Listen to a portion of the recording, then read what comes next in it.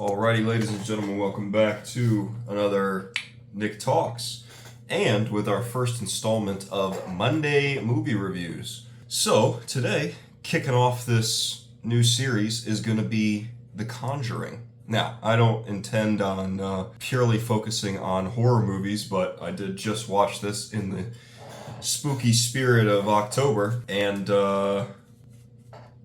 pretty solid. And I have some things to say, and so here we are. First off, so just to kick off with a quick plot summary of The Conjuring.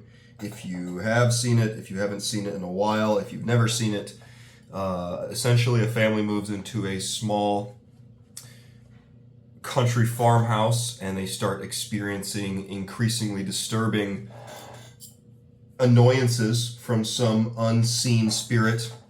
And after a while, it becomes more and more violent, and so they eventually reach out to some paranormal investigators, Ed and Lorraine Warren, who are actually real people that allegedly a lot of these stories that the Conjuring movies and the Annabelle movies are based off of actually were based on real cases that they investigated.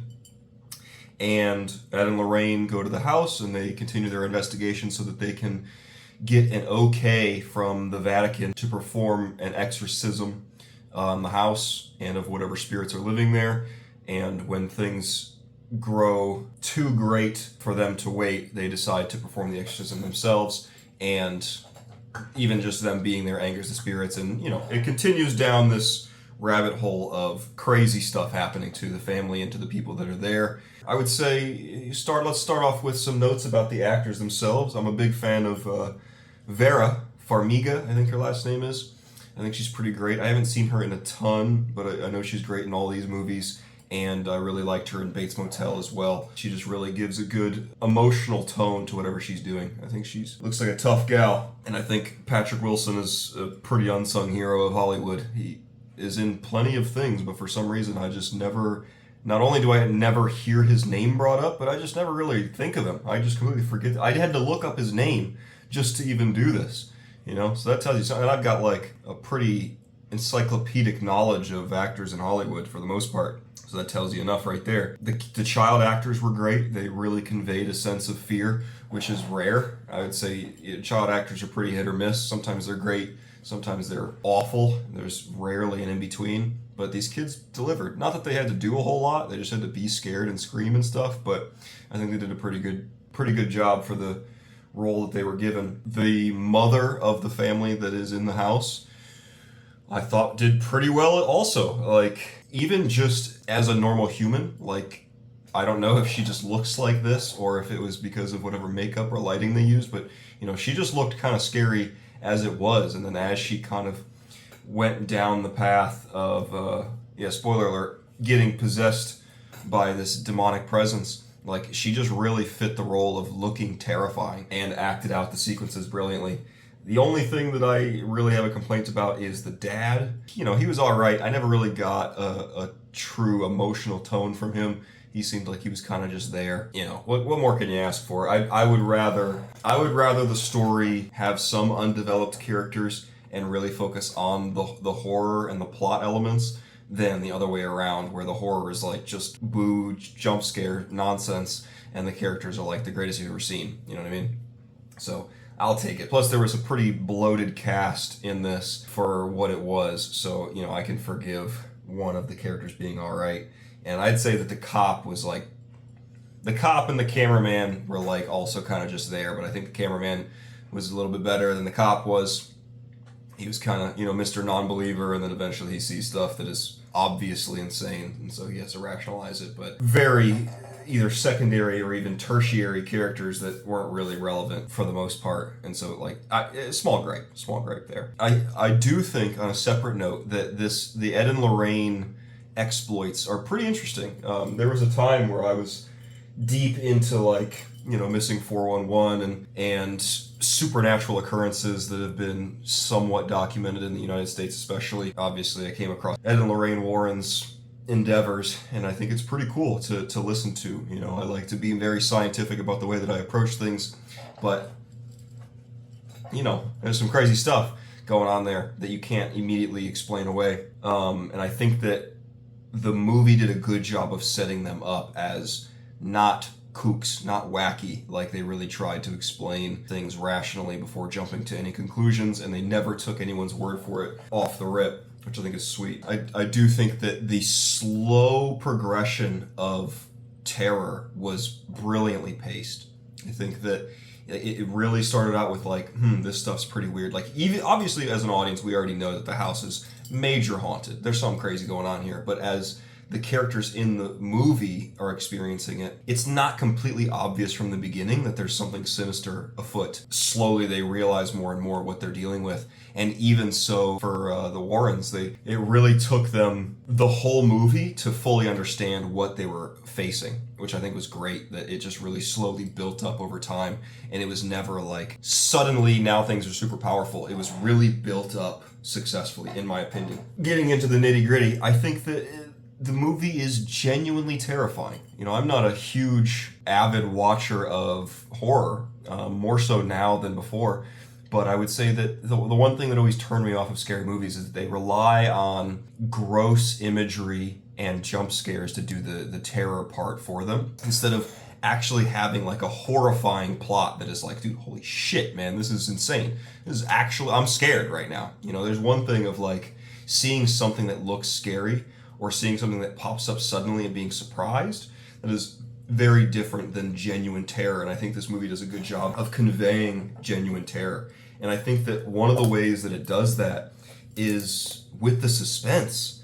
It is built up so incredibly, where there's so often times where I'm 100% sure that something's going to pop out or something's going to happen, or like the kid's looking under the bed and they're going to see something, but they don't. The way that scenes are shot, the camera lingers just a little bit, so you think something's about to happen and draws you in. You're already scared, and then nothing happens. It just dissipates, and you're like, whew.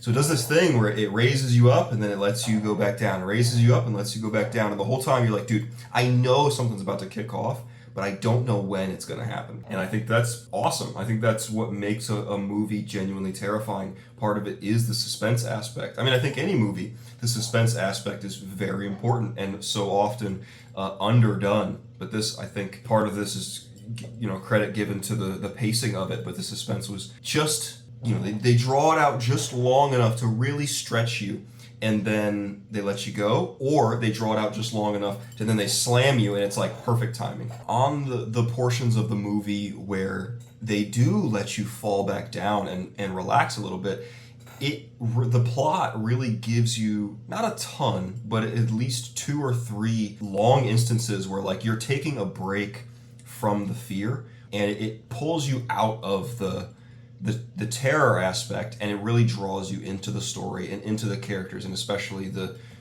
main characters that are the Warrens.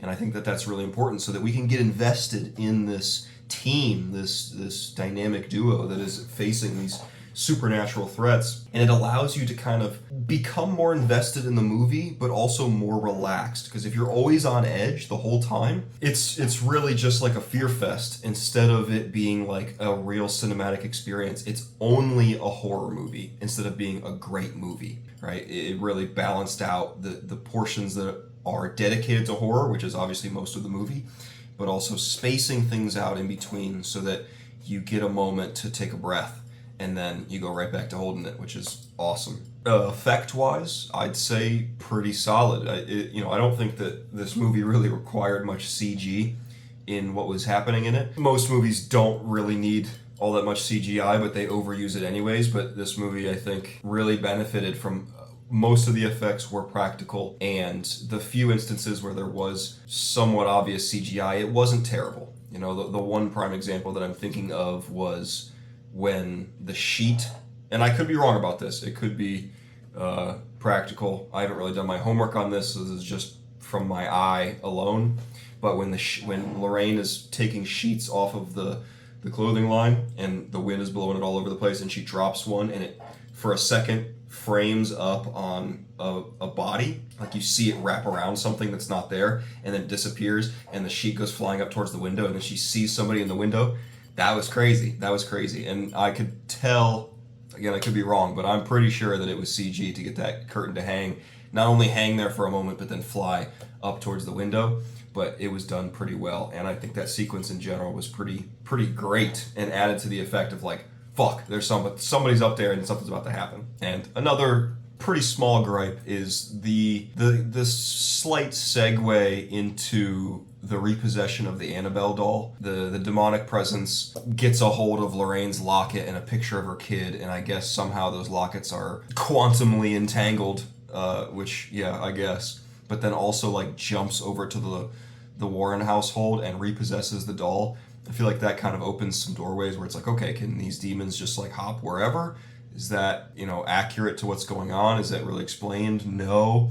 And ultimately, it didn't really change anything for this to happen. For the demonic presence to move from the farmhouse to the Warren household, it was a pretty short jaunt in a different direction, and the only thing that it did was add a little bit of suspense and increase the stakes slightly, where it's like, okay, we got to take care of this because it's starting to infect like our household lives. But I don't know that it was entirely necessary for the story. And given that the movie is nearly 2 hours long, I feel like it probably could have been trimmed and it was all right. But again, small gripe. I didn't, like, while I was watching it, I wasn't like, dude, what the fuck is this? It was fine. It was fine, but if I were to lodge a complaint, it would be there.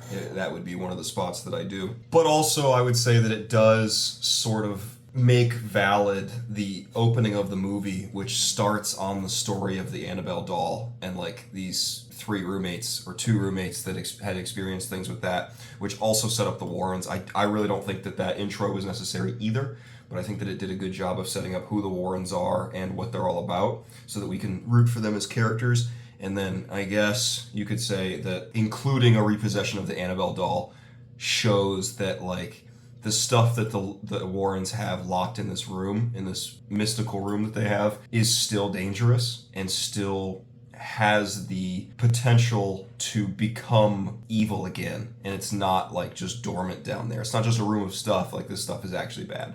So, pros and cons. I think that it might have elongated the plot a little bit in an unnecessary fashion, but also I'd say that it validates the introductory segment and also kind of increases the stakes a little bit. So here and there, it was all right. That bit was all right. Now, kind of focusing on like the top horror elements of the movie, dude, the whole scene where, the girl, there's 2 daughters that share a room, and the one daughter is consistently getting tugged in her sleep by the foot.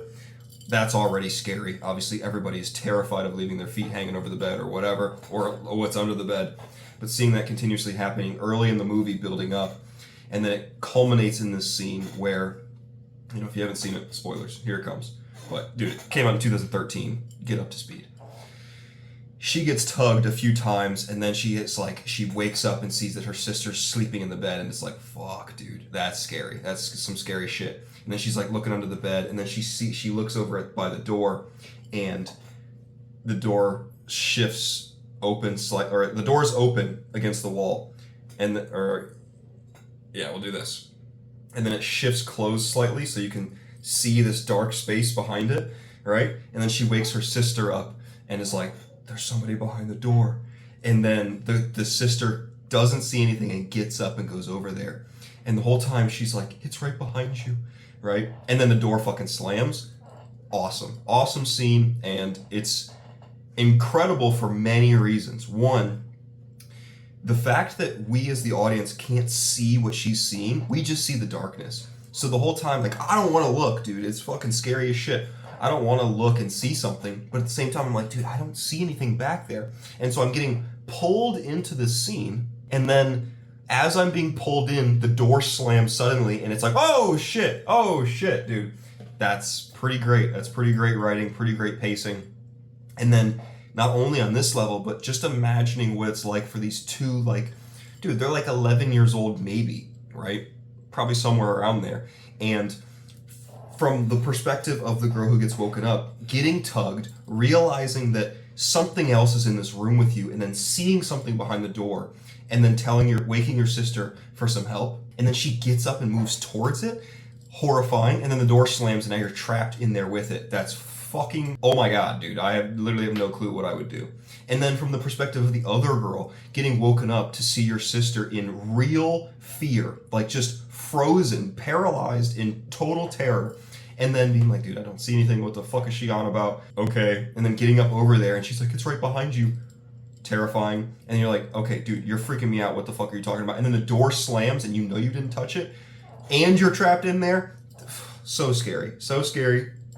What a great scene. What a great scene. Really, like, just draws you into, like, holy shit, dude, this is the real deal here. And then the scene where the mom, I can't remember why she goes down into the basement, but she goes down there, and then shit starts getting creepy. And so she tries to run the fuck out of there, and she's at the top of the steps, and she's like, basically, fuck you, motherfucker. Like, I'm not doing this. Like, get away from my family and all this stuff. And you think, like, yeah, hell yeah, she's telling off this demon. And then she turns to leave, and the door slams in her face before she can even finish. And not only shuts her into the basement with whatever's with her, but then also hits her and knocks her down all the stairs and with whatever's down there. And then she just has to be down there with all that old ass shit. So scary. And then when she goes back up on top of the stairs and she's trying to get out, so she realizes she's locked in here with whatever's down here. And then it's completely dark, the light bulb burns out. And so she's been reduced to just the tiny landing at the top of the steps. And all she has is these matches to keep lighting. And then the thing speaks to her. That's so scary. It's so scary that, like, her area of defense is this tiny little box. She's reduced to this small platform of safety, and everything that extends before her is filled with God knows what, and you can't see, right? Which is way scarier than having something there that you can rationally be like, yeah, that's a scary thing. But it's like just the complete unknown, which makes it way scarier. I will say that the scene where Lorraine, so eventually, you know, a lot of the horror elements stem from this wardrobe that is in the kids' room that was there when they moved in. And, you know, at some point you see these hands come out and clap. So scary, dude. That's fucking horrifying. But also, eventually one of the daughters goes missing, and they use a black light to trace her steps, and they find that there's a hole in the wall behind this thing. And then they go back in there, they find the daughter, but then Lorraine goes in, and she finds that that's where the toy was, and when she puts it back, the floor gives out beneath her, and she falls, like, all the way through to the basement level. I would say it was pretty predictable. Obviously, like, she's gonna fall at some point. There, you can tell that this is all rusty boards and stuff like that. Oh, I guess they're not rusty, they're wood, but they're all rotted boards, and you know she's gonna fall through. So it's kind of predictable, but at the same time, the effect that comes from it, where, like, now she's in the basement alone, and she just starts encountering, like, all of the scary spirits that are down there, is great. It's like a reel of every single, like, the worst aspects of every single thing that is living in that house. And it's like, whoo, she got put in the shit, dog. Like, she is down there with it. And then they have to, like, I don't know why Patrick Wilson didn't immediately be like, she's probably in the basement, like, go there first. And he's, like, tracing all the walls and be like, hey, Lorraine. That's kind of whack. I would have just gone straight to the basement and been like, she's obviously fell all the way down. Or at least I can work my way back up. But what do I know, dude? If I was in that situation, I would have been fucking moved across the country. But that's the only somewhat predictable part of the movie, which is awesome. Any movie that can fool me in the sense of where, like, I think I know what's going to happen, or I actually have no clue what's going to happen, is brilliant. I have to give props there, because a lot of times things are very predictable. The fact that that's not only the only predictable aspect of the movie, but also leads to, like, the true encounters with everything that they've been talking about in the movie was pretty great. And actually leads to another great scene where, you know, this whole thing of reeling the box and looking in the mirror and you're going to see whatever dead kid or whatever was great. I think that using the reflection is awesome and led to some pretty terrifying moments. But the point where she looks in the mirror and she sees the mom that killed her kid and it's like, look what you made me do. All whispers, also very scary. Whispers are scary, obviously. But then she turns around to look and there's nothing there. And so you expect her as a viewer to turn around and look in the mirror and the thing's right behind her. But then she turns around and there's nothing in the mirror. And then as she drops the thing, the fucking person's right there. Holy shit, dude. That was pretty nuts. And I think that just the subtle, okay, it's probably fine. Like, she's not going to deal with this thing right now and you don't see it in the mirror. So you let down a little bit, you let the breath out, and then she drops it and it's right there and it draws you back in. pretty clever, I'd say. And then all the scenes with the clap and find or clap and seek or whatever was pretty horrifying. Like just the sense that like, you know, as an audience that something else is in here and something is a child essence. And so it's like playing with them is so scary and leads to like the moment where the mom goes up to the wardrobe and is like, I can hear you breathing. I know you're in here. And then the daughter runs in behind her and she's like, dude, that's some real shit right there. I can't even imagine as any individual in that space being like, dude, again, I would have been moved out. I don't care if all my money's in there. I'd rather be homeless than live in that motherfucker. But they still go to sleep in that house, which is so whack. Those are like definitely the top scary moments for sure. And I'd say that although the scene where like the mom's trying to kill the kids, she takes the kids with her back to the house and she's going to kill them because she's possessed. And the dad grabs one of the daughters and puts her in the car outside by herself. Or I guess, I can't remember if the dad did it or if the cameraman did it and then he went back looking for the other girl. But either way, like just putting the daughter in the car by herself out in the dark, like all alone, pretty dumb move. I don't understand. Like one, that kid must have been shitting her fucking pants just being out there by herself. But then also, like, I don't know what the parents were thinking or the dad was thinking when, like, dude, all of the stuff that is in this house and in the surrounding property is trying to kill us. So why would you remove a daughter from your direct line of sight when there's like 10 people in this fucking house that can at least have eyes on her? Whatever. But it does lead to the scene where, see, there's always a caveat here where it's like, yeah, it does lead to some pretty good stuff though. So like, I can maybe forgive it, but it's still dumb. But like, the scene where you know something's going to go after her, but then it's like the birds start breaking the windows and then crashing into the house and you just see them swarming. That's pretty great. Like this force is so evil that it's possessing the wildlife around the house in a terrifying manner. And then it starts like, you know, birds can do that. They literally legitimately can be flying, especially at an old house that probably has single pane glass. It's just one sheet of glass in there and they hit it and fucking break right through.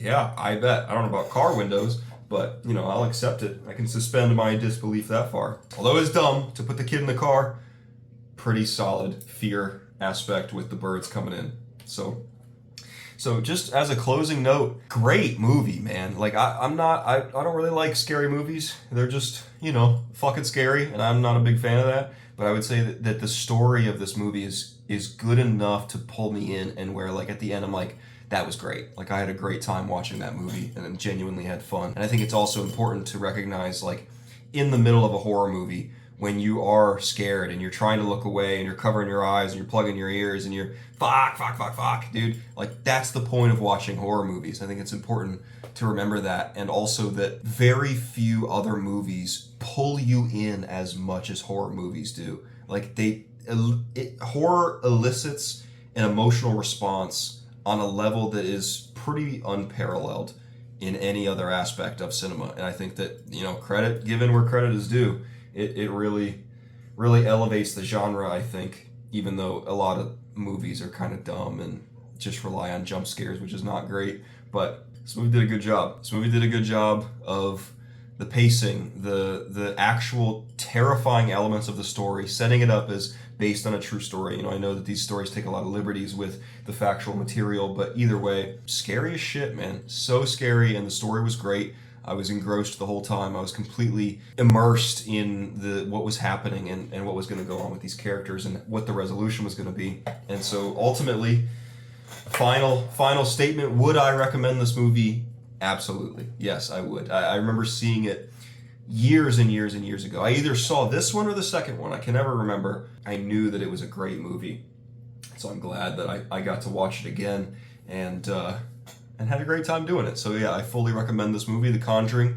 But yeah, great movie. Check it out. Let me know what you think. If you agree or disagree, I'd love to hear your opinions. So put it in the comments down below. And with that, I will say, Nick out.